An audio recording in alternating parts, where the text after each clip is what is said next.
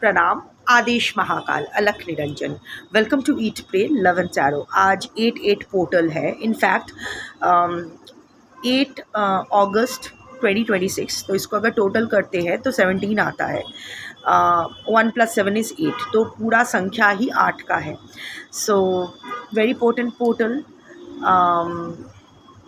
And इस portal में क्या रिलीज़ करना है, क्या पोर्टल रिलेटेड, पोर्टल के इम्पोर्टेंस और उस रिलेटेड आपको क्या करना चाहिए, क्या रिलीज़ करना है, क्या करना है, इसका पूरा प्रवचन मैंने मेरे प्रीवियस वीडियो में डाल दिया है, जो डिवाइन गाइडेंस का वीडियो होता है। सो इस वीडियो में मैं उस चीज़ का रिपीट नहीं करने वाली हूँ। इस वीडियो में मैं आपके पर्सन की करंट फीलिंग्स फॉर यू देखने वाली हूँ under the impact of this 8/8 portal. So current feelings of your person for you under the impact of this 8/8 portal. So जो लोग हील होके आगे बढ़ना चाहते हो, अपने लाइफ में डिवाइन गाइडेंस ढूंढ रहे हो, वो प्रीवियस वीडियो देख लो। जो लोग यही अपने पर्सन के चक्कर में ही फंसे रहना चाहते हो, वो लोग ये वीडियो देख लो। सबके लिए कुछ ना कुछ होता ही है। So anyway, before I begin I need to protect my energy, so all harm and negativity directed towards me, my YouTube channel and this video by anyone return to them tenfold with immediate effect. This is my will, so mote it is. Collective reading है। जितना resonate करे उतना रखना है, बाकी छोड़ देना है। आपसे बेटर आपका सिचुएशन, आपकी मेंटालिटी, आपके पर्सन की मेंटालिटी कोई नहीं जानता है। सो वो दिमाग में रखते हुए रीडिंग देखिएगा। हर कार्ड आपके लिए नहीं भी हो सकता है। हर कार्ड के अगेंस्ट कुछ कार्ड के अगेंस्ट मल्टीपल एनर्जीज आ सकते हैं, क्योंकि मल्टीपल लोग देख रहे हैं। तो कौन सा कार्ड आपके लिए है, कौन सी एनर्जी आपके लिए है, ये आप ही को छांट के लेनी पड़ेगी, क्योंकि कलेक्टिव रीडिंग में एटलीस्ट मैं तो पर्सनल एनर्जी पिक नहीं कर सकती हूँ।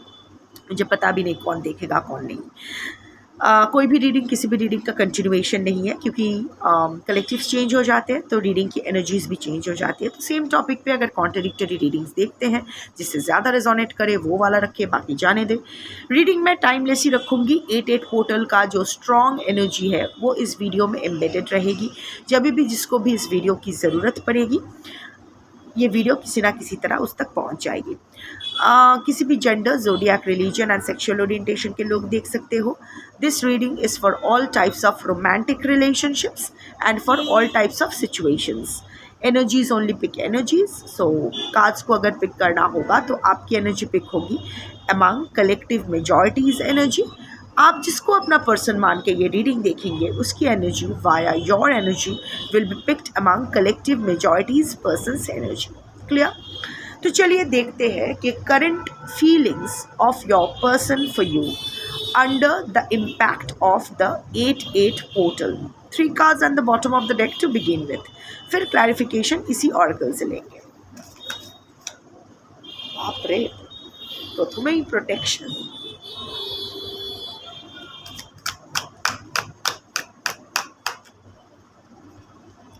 Power balance,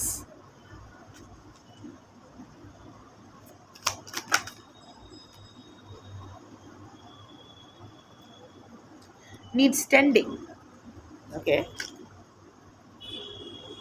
Warm brew. Okay. Clarify warm brew. Clarify warm brew. Empowered love. Clarify protection. Sturdy support. Clarify power balance.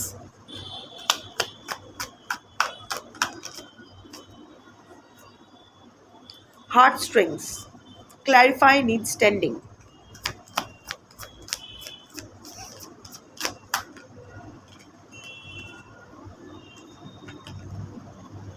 Flying high. Okay, reading positive ही आया है। तो जो लोग जानते हो कि अभी आपके रिलेशनशिप में कुछ पॉजिटिव बचा ही नहीं, कुछ हो ही नहीं सकता है, so this reading is not for you. Even if it reaches you, it's not for you. जो लोग जानते हो कि हाँ ठीक है, 2 इंसान में प्रॉब्लम्स हो ही सकती है, बट इतना भी बढ़ नहीं गया है कि चीज़ें सही नहीं हो सकती है, या फिर आपके पर्सन एटलीस्ट एक अभी भी उसमें इंसानियत बाकी है। दे आर नॉट अब्यूसिव और नर्सिसिस्ट, तो उनके लिए ये रीडिंग है। Warm brew is honest, vital, patient. Speak softly to disarm any dispute or confusion. Comes with empowered love, which is charm, solid, steady. Harness your strength and love with confidence. See, दो चीज़ यहाँ है. um, यहाँ जो वो feel कर रहे हैं, थोड़ा सा मशी मशी तो फील कर रहे हैं. मे बी आप दोनों में अगर जो भी प्रॉब्लम्स हो रही है, that is a part of your comic position of course, क्योंकि 8 पोर्टल में रीडिंग हो रही है, तो या वो तो समझ में आता है. बट अभी भी आपके पर्सन ना, अभी भी उनका दिल ना आपके लिए वार्म है, अभी भी उनके दिल में आपके लिए वार्मथ है. एंड ऑनेस्टली अगर मैं बोलूँ तो वो थोड़ा सा पेशेंट, वो जानते हैं कि उनको भी आपके साथ थोड़ा सा और पेशेंट होना पड़ेगा और आपको भी उनके साथ थोड़ा सा पेशेंट होना पड़ेगा. अभी गर्मा गर्मी, I mean not the love वाला गर्मा गर्मी, अभी जो झगड़ा, कॉन्फ्लिक्ट, ये जो एनर्जी है ना, time is not really favourable. आपके पर्सन ये समझ पा रहे हैं कि time is not really favourable, जहाँ despite feeling that love for each other, आपके पर्सन समझते हैं that you are craving for your person, and आप भी शायद समझते हो कि your person is also craving for you. But somehow or the other the time is not right, the situation is not right, जहाँ आप लोग इस बारे में कुछ कर सको. whatever the situation is, whatever the connection is, doesn't matter. तो इतना आपके पर्सन जानते हैं कि उनको और आपको दोनों को और पेशेंट होना पड़ेगा.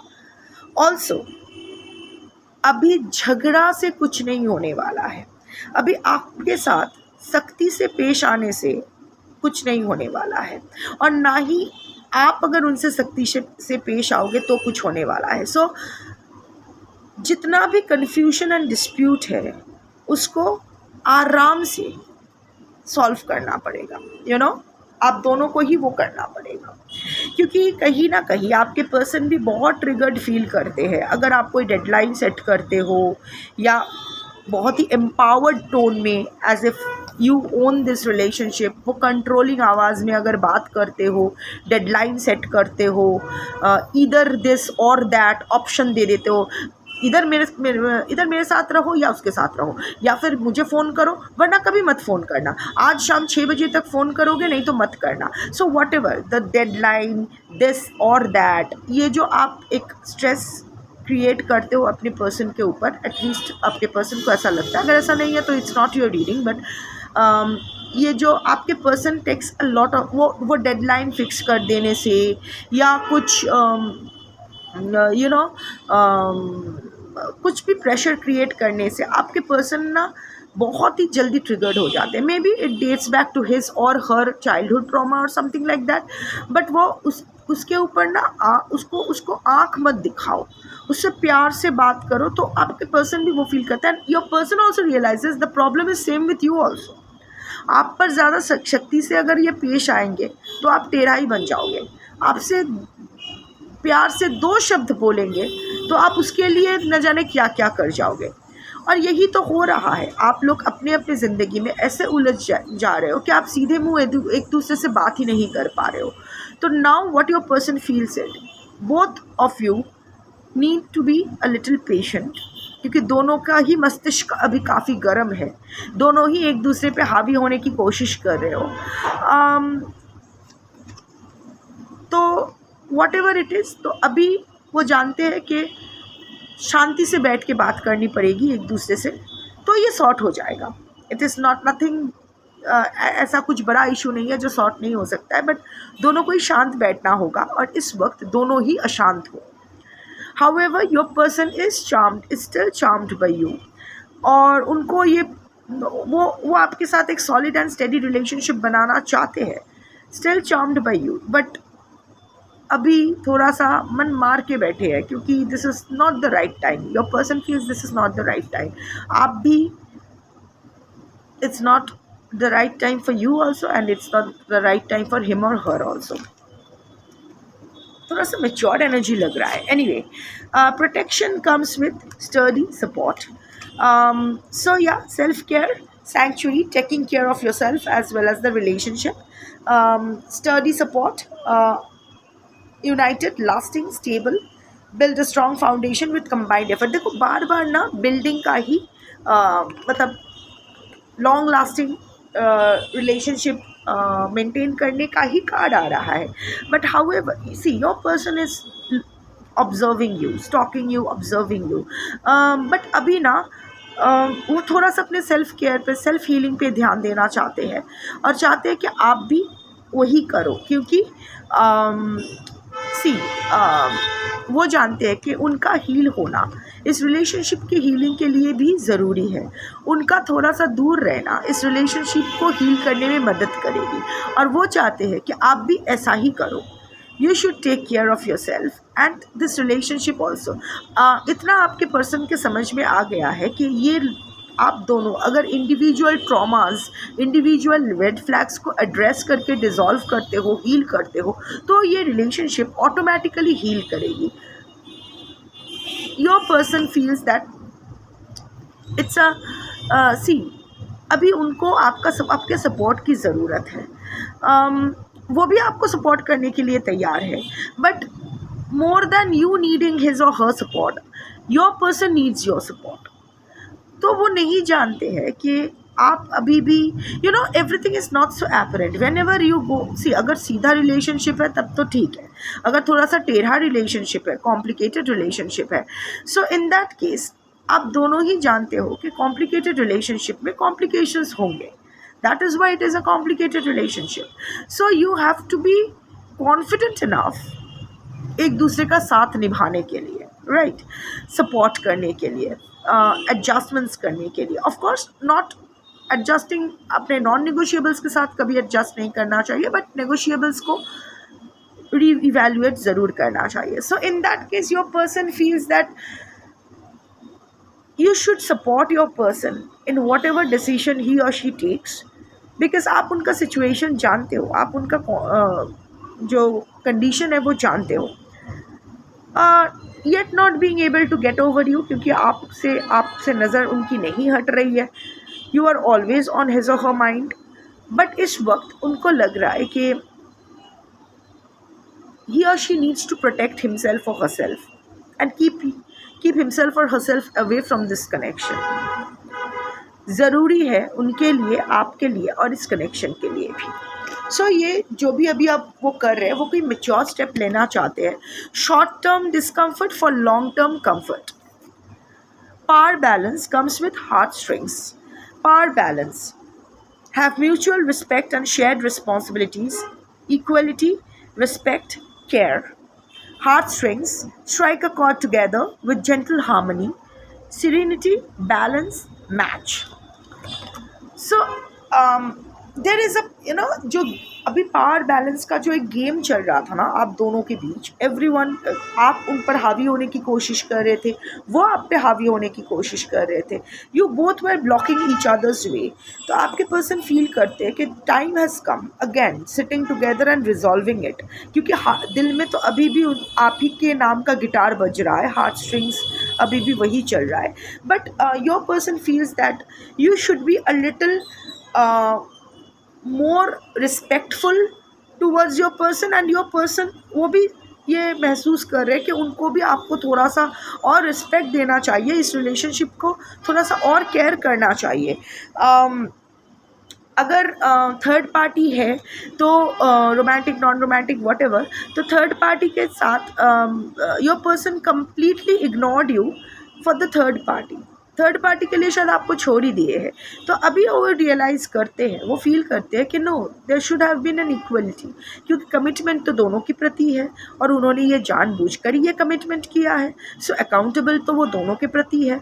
तो आपको डिप्राइव करके किसी और की झोली भरना, इट्स नॉट राइट. दोनों का जो बनता है वो उनको देना चाहिए, जितना कमिटमेंट जो भी बनता है वो देना चाहिए. So your person realizes this, but at the same time उनको लगता है कि there should be mutual respect also. हाँ, वो रियलाइज़ करते हैं कि आप बहुत रिस्पेक्ट करते हो अपने पर्सन की, किए थे अपने पर्सन की, केयर भी किया था, पर उन्होंने शायद वो सही से रेसिप्रोकेट नहीं कर पाए. बट अभी जिस तरह से आप डिसरिस्पेक्ट कर रहे हो अपने पर्सन के, आपके पर्सन को थोड़ा सा रोना आ रहा है कि हे भगवान, ऐसा क्यों कर रहा है या कर रही है ये. Anyway, so and also shared responsibilities. जैसे आपके पर्सन अपना रिस्पॉन्सिबिलिटी निभाने के लिए तैयार है, वो चाहते हैं कि आप भी अपना जो रिस्पॉन्सिबिलिटीज़ बनता है इस रिश्ते के प्रति, to adjust with your person, वो आप थोड़ा सा उनको हेल्प करो ताकि वो इस रिश्ते को भी अच्छे से निभा पाए, आगे बढ़ा पाए, थोड़ा सा बैलेंस मेंटेन कर सके, थोड़ा सा शांति बनाए रख सके, क्योंकि उनको लगता है you are a perfect match for him or her. You know, अगर आप दोनों साथ हो जाते हो ना, अगर एक टीम बन जाते हो ना, तो आप लोग कुछ भी फतेह कर सकते हो. You can achieve anything. उनको बस आपके साथ की ज़रूरत है, वो कर लेंगे. ये अभी वो फील कर रहे हैं. Needs tending, nourish, dating, respond, pay more attention to your love life to get results, and flying high, starry-eyed passion, feeling infatuated or having an intense affair. So yeah, वो तो हर कार्ड एक दूसरे के साथ match ही करता है. So yes, उनको आपके पर्सन फिर से आपके साथ एक बॉन्ड रिन्यू तो करना चाहते हैं, पर I think you are not responding to it. So yeah, your person realises कि अभी उनको आपके प्रति जो इनका लव लाइफ है, इन पर उनको थोड़ा सा ध्यान देना चाहिए था, जिसके वजह शायद बहुत देर हो गई है, बहुत पहले से ही करना चाहिए था, क्योंकि the frost season has almost arrived. You are starting getting cold. आप ठंडा पड़ रहे हो अभी. You are detaching yourself from your person, disappointed and thus detaching.